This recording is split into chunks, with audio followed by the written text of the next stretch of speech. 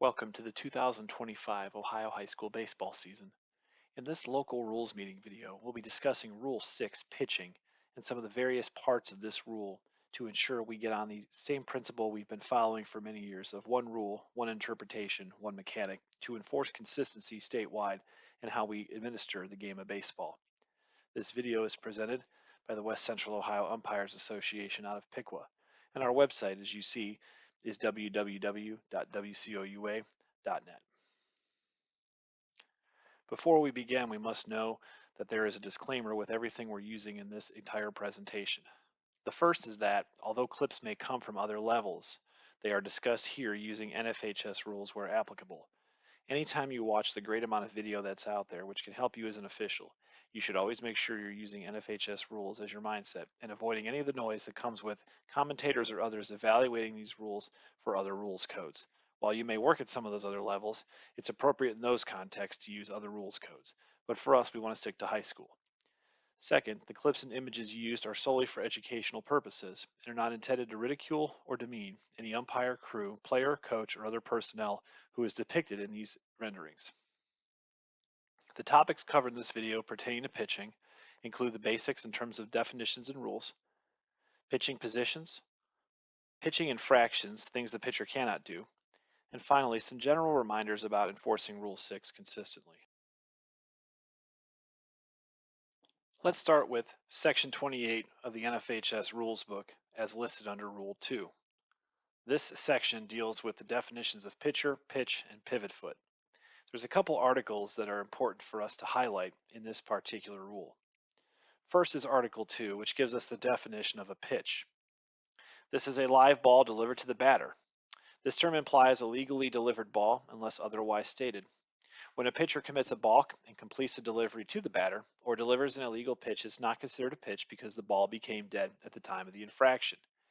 Remember, in high school rules, a balk and illegal pitch are always both dead balls immediately. They are not a delayed dead ball like in other rules codes.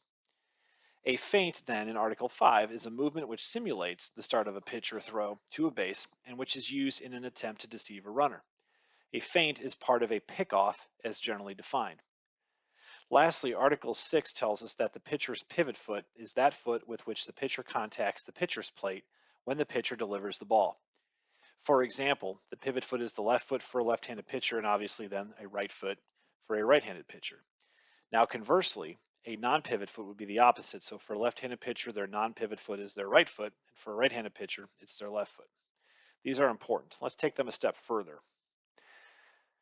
When we talk about the idea of a balk, we talk about an act by the pitcher that is illegal, which results in runners on base advancing one base and is a dead ball. A balk is the result of an illegal action that occurs by the pitcher. Generally, this is happening because of some major issue with a feint, which is that movement simulating the start of a pitch or a throw to a base used in an attempt to deceive the runner.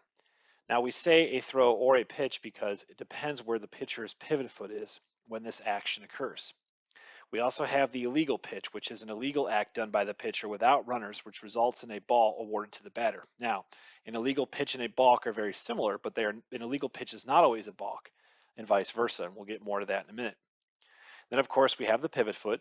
That's the foot by which the pitcher contacts the pitcher's plate when delivering the ball, and it corresponds to the hand used to pitch. Lastly, we have time of pitch, which is also defined in the rules book. This is when the pitch process starts, thus committing the pitcher to deliver the pitch. This does not count when you're talking about a balk or an illegal pitch, and it only ends when one of the 5 criteria is met in this rule. Those 5 criteria include the ball is secured by the catcher, the ball comes to rest, the ball goes out of play, the ball becomes dead, or the batter hits the ball in a situation other than a foul tip. Now, the time of pitch is specifically determined by which position the pitcher has taken. In the set position, it occurs the instant the pitcher, after coming to a complete and discernible stop, starts any movement with his arm or legs that commits him to pitch. From the wind-up position, it depends on where the hands are. If they have the hands already together in front of their body, it starts when they have the first movement of their arms or legs after stepping onto the pitcher's plate. If their hands are both at their sides, it first begins when there's any movement by both arms or legs prior to the pitch, and when the ball is either in their hand in front of their body or and the other hand is at the side, It occurs after bringing the hands together and the first movement is done. Very important to understand that time of pitch has a very important role in when bases are awarded in penalty situations. To that point, let's do a quick quiz question. Our situation here is we have a runner on third and a runner on first with no outs. The pitcher contacts the pitcher's plate in the set position. As he begins his stretch, R1 steals. The pitcher realizes this and continues his stretch to coming set in an uninterrupted manner. No other action occurs, and then F1 delivers the pitch to B3. B3 then hits a ball to F6, and the throw from F6 is wide and goes into the stands. So what's the result? A, the batter runner goes to second, R3 scores, and R1 goes to third. B, the batter runner goes to second, R3 scores, and R1 scores. C, the bases will be loaded. Or D, this is a dead ball and we redo the entire sequence. Hopefully you got B. The batter runner goes to second, R3 scores, and R1 scores. And again, this is about time of pitch. Because R1 had successfully and legally obtained second at the time of the pitch, he is now considered R2. The first play in the infield, if there's an overthrow that goes out of play, we award 2 bases from the time of the pitch. And because R1 had made it to second safely, he would now be given 2 bases from second, which of course is scoring. R3 would score because he was already at third, and the batter runner ends up on second base. This is why time of pitch is extremely important. Let's shift gears now and talk about legal pitching positions as defined by the high school rules book. Remember, there are only 2 legal positions in high school baseball, the windup and the set or stretch. In the windup, there's a few core principles to remember. It's important to know and remember that recent pitching rule changes and clarifications dictate that the position of the pivot foot determines which of the positions is being used by the pitcher. In the windup position, the pitcher's pivot foot is in contact with the pitcher's plate and not parallel to it. Although these images show it entirely perpendicular, it can be a bit off-centered in terms of being perpendicular and still be legal. More on that later. This is because the rule says the pitcher will be considered to be in the windup position when their pivot foot is in contact with the pitcher's plate and not parallel to it. Notice there is no reference to the non-pivot foot in this case.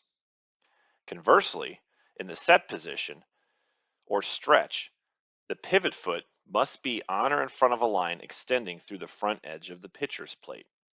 In other words, their foot must be parallel and in no other position.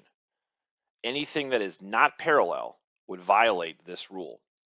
They must stand before starting their delivery with the pivot foot in contact with or directly in front of a line parallel to the pitcher's plate. We are, just like the windup position, concerned with the pivot foot and not the non-pivot foot. For many years, we had pitchers that were starting to use a delivery that was neither the windup nor the set in terms of meeting the rule requirements of either. Often the label given to this position was the hybrid position. What you see here was illegal prior to recent rules clarifications because it met neither the definition of the set or the windup. In this case, if the pitcher were to start his positioning in this fashion and then deliver using a windup, it would be okay. In the set, this position becomes illegal. It's also important to remember that the term hybrid is simply a descriptor. The hybrid is not actually a pitching position. When we are engaged in learning about these things ourselves or trying to educate others through discussions, we must remember to use the terms that are in the rules book and those terms only to avoid confusion. Many times coaches will argue that a pitcher is in the hybrid position when in reality, it's not that they're in a hybrid position. They are simply in a position that is neither the windup nor the set. And it is our responsibility as umpires to address this, preferably during warm-ups or during pause in the action to avoid having to call balks or illegal pitches. However, we will do that if necessary. Here's a video that was illegal under previous rules interpretations. Notice the pitcher's foot, his pivot foot, is not perpendicular to the plate, but that's okay. It is also not parallel, thus indicating a set delivery. Again, this would have been illegal in the past, but now, because he's in the windup and delivers in that fashion, this is legal. If he were to attempt to come set from this position, it would then be an illegal pitch or a balk because it is not meeting the rules of the set position. It does, however, again, meet the rules of the wind-up position.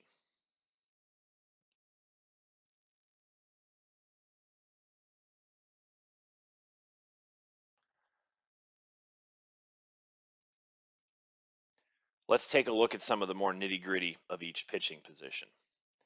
The windup is typically used with no runners on or bases loaded with 2 outs. Now, typically does not mean always, so stay alert in the event that the pitcher does not use the windup in those situations. There's no rule prohibiting them from using it in any specific situation.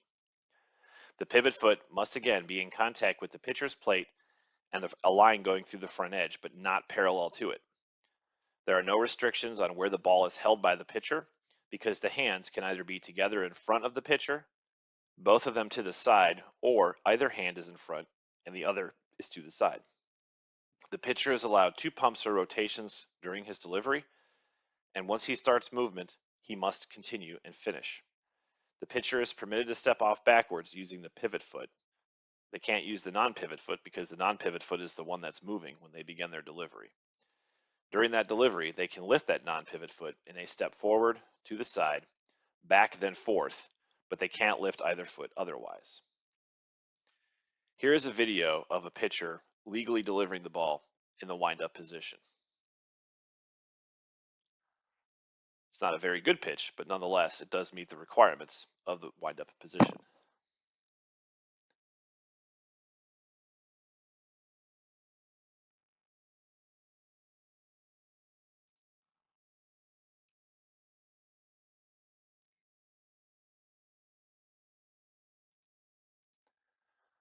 The set or stretch position is then typically used with runners on.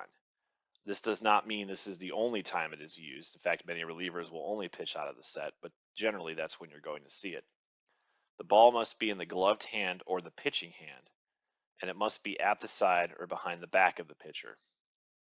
The pitcher must stand with his pivot foot in the proper position, which again is a line parallel to that one going in front of the pitcher's plate. They must be in contact with that plate when they're in this position. They must come set with no interruption in one continuous motion. And when they come set, they must come to a complete and discernible stop with the ball in their glove as well as their other hand at or below their chin. They can step toward a base or do a jump turn using that non-pivot foot to gain ground as an attempt to pick off a runner. And they must be stepping off, if they do, within the length of the plate. This means that if they are lined up on the edge of the plate toward first base, they could not step off with their pivot foot all the way to the far side toward third, past the edge of the plate, or past the edge of the plate toward first. It has to be within that plate length. You're not going to see this very often, but it is something to watch for. Here's an example of the set position in reality. Notice the pitcher comes set, comes to a discernible stop with the glove and the hand at or below his chin. From here, he may either pitch, step off, or he may do any other motion associated with a legal pickoff move, including a jump turn, or a throw to an occupied base, or a base in an attempt to put out a runner. You'll notice here again, he comes set. This is a great example of this position. His feet are legal. Let's take a look at a couple of quiz questions related to pitching positions. In this situation, the pitcher is in the wind-up position. F1 pitches with the toe of the pivot foot in contact with the pitcher's plate in a parallel fashion, but his heel is outside a line extending through the end edge of the plate. He then pitches in the wind-up position. Is this legal or illegal? This is illegal because in this case, his pivot foot is parallel to a line in front of the pitcher's plate. This would be okay in the set position from a starting perspective, but he could not deliver in this way in any way, shape, or form in the wind-up position. In this case, we have a runner on first, and the number of outs is irrelevant. F1 steps on the pitcher's plate in the wind-up position with the glove hand in front of his body and his hand at the side. He immediately brings his hands together to take the sign, but does not start delivery. This is legal. He can also get the sign, then bring his hands together before delivery, and then continue his pitching motion. In the set position, it would be very different because coming set requires one continuous motion. Because he has his glove hand in front of his body and his hand at his side, that is permitted. Bringing his hands together to take the sign and not starting delivery is also legal. Now let's talk about some common pitching infractions that are often committed by the pitcher. Before we get to that, though, we need to address one quick thing that's technically an infraction, and that's pitch counts. In recent years, the NFHS has given each state the ability to make its own policy regarding pitch counts. It's important to remember, we as umpires have nothing to do with enforcement. We should not be getting involved in any way, shape, or form. The most you should do is recommend, if there's a doubt, that the home book is the one that is official. You can remind coaches or ADs that schools can take up a disagreement on pitching rules with the Ohio High School Athletic Association. It is not our job to get involved, and you should not get involved at all. Pitching infractions fall as answers to the question, what can't the pitcher do? And even further, they fall into one of 5 categories in this regard. Illegal acts, delaying the game, intentionally throwing at the batter, committing a balk or an illegal pitch depending on the circumstances, and then what I like to call balk 2, and we'll get to that here in a moment. Illegal acts include a number of things that are very specifically defined in the rules book. Affecting the ball, such as putting a foreign substance on it, spitting, generally defacing or discoloring it, going to the mouth without clearing it off by wiping it on the pant or shirt, or doing it on the pitcher's plate, having stuff and things on the hands, wrists, arms, or a specific individual hand, and then having a white or gray glove or mitt or exposed undershirt sleeves that are white or gray. If a pitcher defaces the ball in any of those ways, the penalty is an immediate dead ball, and the pitcher may be ejected.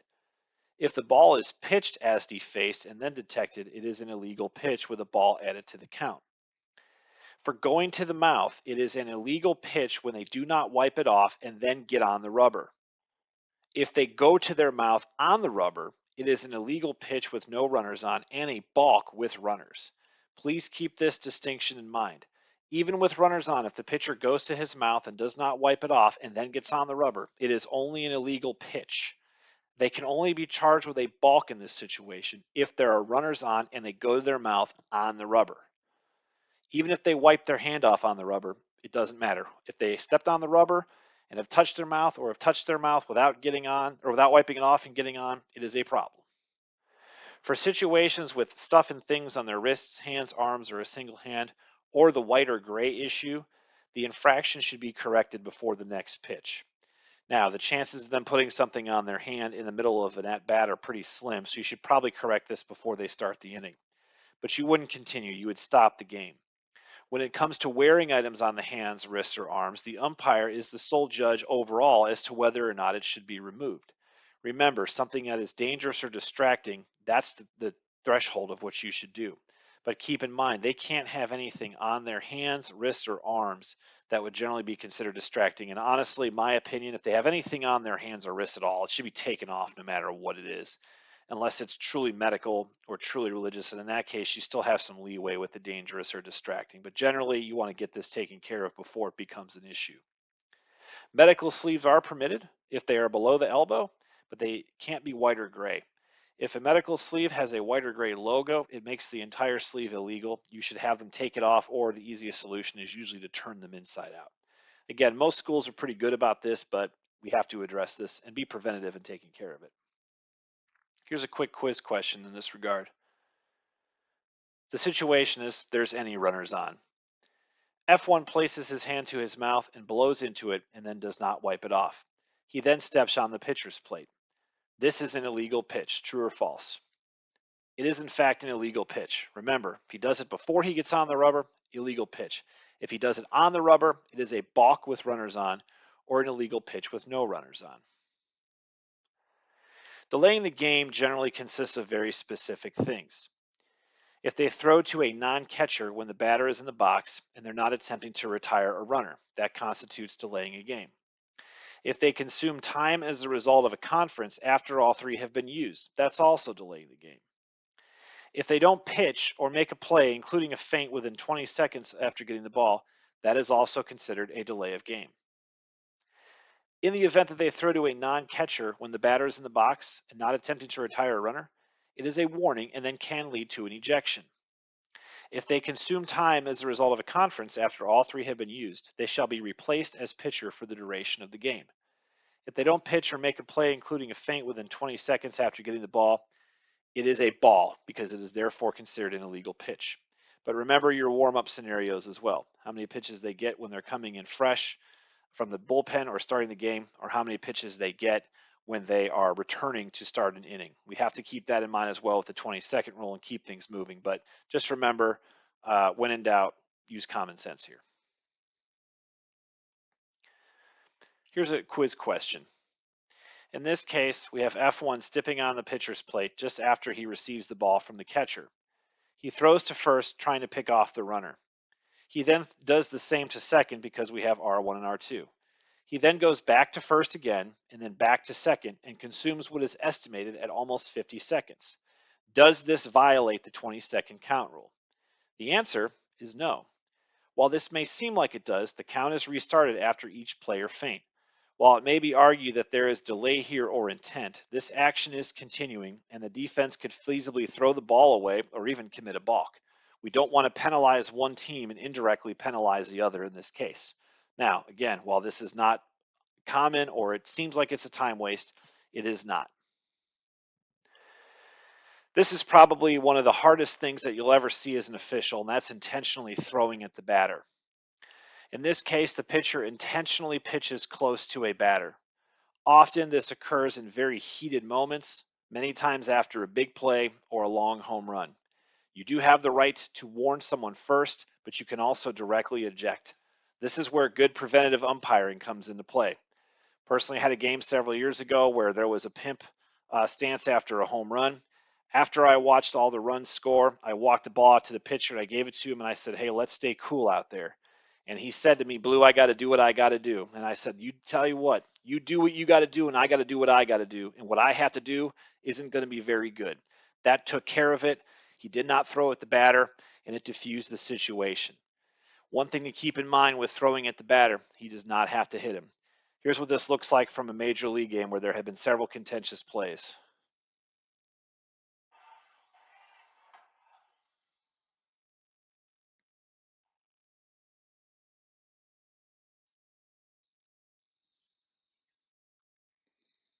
Notice how there's no warning, it's an automatic ejection, and how he didn't hit him. And good job on one of the other crew members for getting in. Now, in this situation, we actually have bases loaded, and we have a situation where F1 gives up a grand slam to B4. In running the bases, he believes that R1 took their time and showed up F1. When B5 comes up to bat next, he throws the ball right behind B5's head. What is the penalty? In this case, this is automatic. It's an ejection of F1. While this might seem like a toss-up, it's pretty obvious. In this case, you could not give a warning or eject. You would need to eject solely because of the severity of this situation. We need to take care of these situations, and while it results in the ejection and suspension of a player, it is important that we address this. Now, it's recommended after you see a potential situation where there's a pimp situation or a show-up situation, you should lock eyes with your partner before resuming play. You can give a fist signal to the chest, for example, to indicate a potential issue. This will communicate to your partner that you think something might be coming. This is a quiet, less obvious mechanic that is not official, but it does signal your partner that something may be happening. This way, you both know what potentially might happen, you both know that it has to be handled, and you're prepared then to keep people separated and keep the benches from clearing as a possibility. The other piece we have with an infraction by the pitcher is a balk.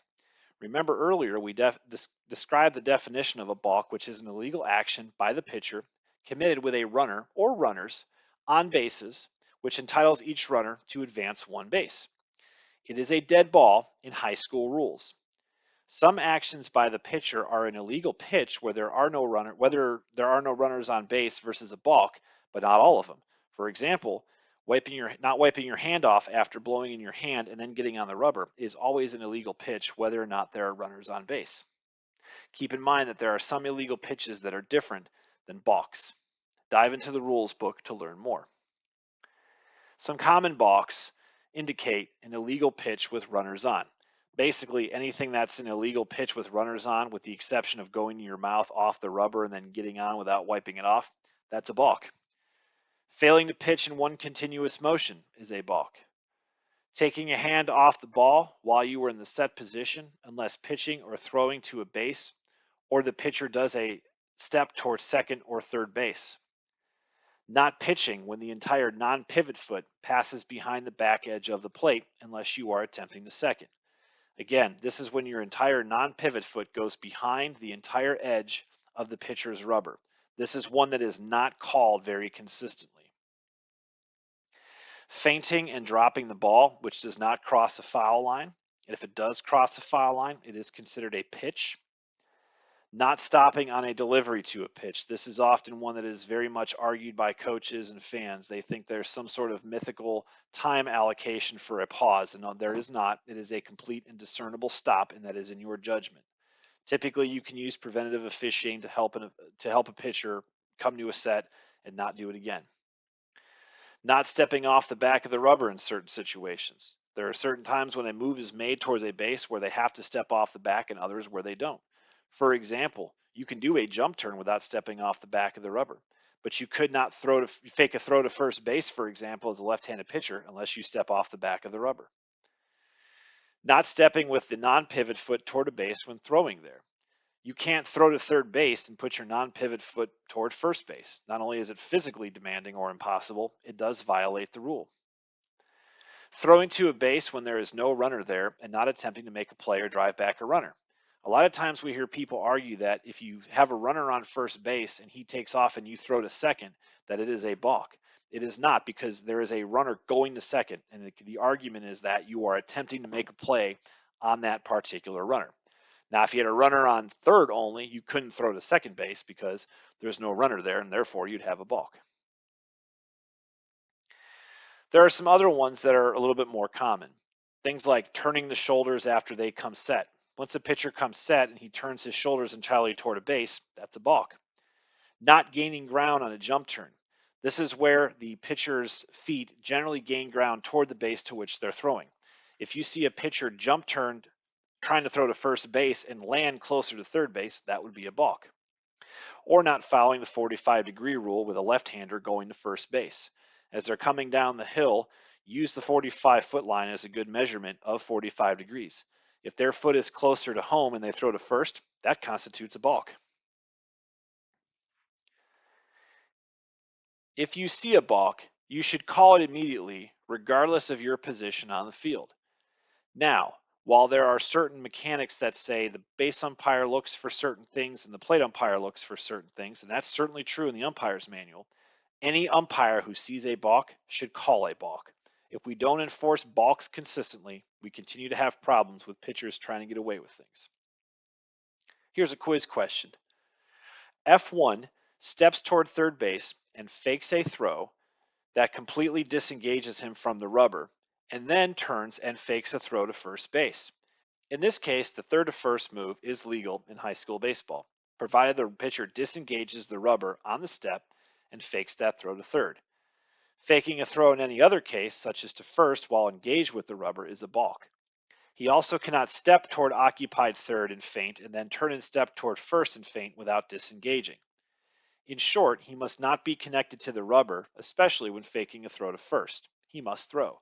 If he is disengaged, then it's okay, because at that point the pitcher just becomes a fielder. The other aspect is something I like to call balk 2. This is in Article 5 in the pitching infractions situation. This rule states that the pitcher cannot simulate, act, look like, show, or do anything resembling motion, looking like, or associated with a pitch. Under this rule, he can also not place his feet on or astride, which means near the pitcher's plate, or be within 5 feet of it without the ball. This also constitutes a balk, but I call it balk 2 because it is a completely separate situation from the article within the pitching infractions rule that constitutes balks. Here's a quiz question. The situation is R1 and the number of outs is not pertinent. While in the stretch position, F1 steps backward off the pitcher's plate and uses a pitching motion to throw to the plate. B1 hits the throw for a triple. What's the call? So this one is actually a balk, and it is an immediate dead ball, and R1 goes to second with the batter runner returning to hit. A lot of people will disagree with this, but because he threw to first using a pitching motion, and when I say pitching motion, I don't mean he stepped back and quickly fired. We're saying he stepped back, basically came set, and then threw home. That constitutes a pitching motion. In this case, we must call the balk on this situation. One thing to add, recent rules changes have determined that there are different things the pitchers can do than in the past. This particularly relates to taking the sign as the pitcher. With the advent of the electronic devices and the use of wristbands and such by teams to control signals, the tradition of standing in a legal position to receive a sign and then come set or begin the windup to deliver a pitch are starting to wane. Regardless of how a team communicates its pitches, the pitcher must simulate taking a sign while pausing with one foot on the pitcher's plate before starting their motion. This means that after, say, a foul ball, if the coach yells out a code where the pitcher knows it's going to be a curve ball outside, he can't just get up on the rubber, come set, and pitch. He must get on the rubber legally, simulate taking a sign, and then come pitch, even if it's a short amount of time. This is to protect the batter. Do not forget this rule that was changed recently. Let's go ahead and conclude this video with some general reminders about pitching and baseball in general. First things first, a little preventative umpiring can go a long way. Talking to a pitcher while he's warming up before the game to explain why his stance is illegal because it doesn't meet either the set or wind-up rules provisions goes a long way from preventing issues during the game. I watched state tournament games over the last few years where umpires were not preventatively officiating, and as soon as the game started, we had all sorts of problems with pitching positions. We can't have that occurring at that level because it needs to be addressed during the season. Just like when a pitcher is close to balking, when he's not coming set for long enough or a complete discernible stop, you can quietly say to him, hey, number 7, give me a better pause than that. That'll go a long way with keeping some of these things under control and enforcing the rules. Remember at this level that balks and illegal pitches are never live balls. They're always an immediate dead ball. They're live balls at other levels, and maybe one day that'll come to high school baseball, but not right now. The pitcher can also be a fielder. Don't forget that once they step off the back of the rubber legally, the pitcher does nothing more than become a fielder, and they are held to a different standard once they're a fielder versus the pitcher. Whenever you're explaining to a player what they've done wrong in terms of pitching, do not ever show them what they did wrong. Always use your voice to assist that conversation, and always use the rules book to help you explain what's going on. Use terms and concepts that are in the rules book and nothing else. Just as a reminder, in this video, we covered the basics of pitching under Rule 6. We also covered legal and illegal pitching positions, infractions by the pitcher, and these general reminders. This video was a good attempt by us to make sure everyone's on the same page going into this season when it comes to enforcing pitching rules and regulations. We hope you have an outstanding 2025 season. We hope that you stay happy, healthy, and upright, and most importantly, that you have fun. We hope to see you on the field at some point throughout the year, and we hope this video has been informative to you when it comes to pitching. We'd like to offer our most sincere thanks for watching this video. It was a pleasure on behalf of the West Central Ohio Umpires Association to produce this video for the Ohio High School Athletic Association. A special thanks goes to Steve Kirby from Laura, Ohio, for providing a substantial portion of the content, especially as related to pitching positions. Our contact information from email to website is listed on the screen. We encourage you to reach out to us with any feedback or ideas you may have for future videos, as we always love hearing from fellow umpires around the state. Again, we hope this video has been informative, and we wish everyone an outstanding 2025 high school baseball season. Thank you.